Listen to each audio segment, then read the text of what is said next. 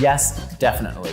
But on other worlds, these aren't called earthquakes, they're called moonquakes or Marsquakes if they're on the moon and Mars. We know that these exist because we actually sent seismometers to the moon and to Mars. And when we sent seismometers to these worlds, we actually found thousands of quakes underneath the surface. Even when we don't have seismometers on other planets, we can actually tell that some worlds have earthquakes or had earthquakes in the past because there are cracks at the surface. And so when we see cracked rocks or even cracked ice on places like Europa and Enceladus, we know for a fact that there were quakes there to generate those cracks.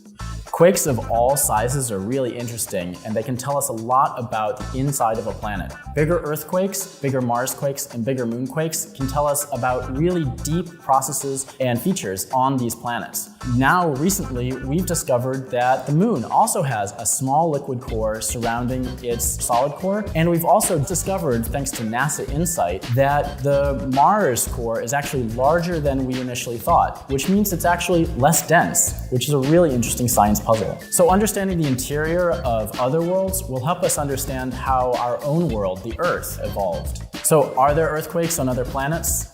Definitely. Moonquakes, Marsquakes, and possibly one day we'll be able to send seismometers elsewhere to record Europa quakes and Enceladus quakes and beyond.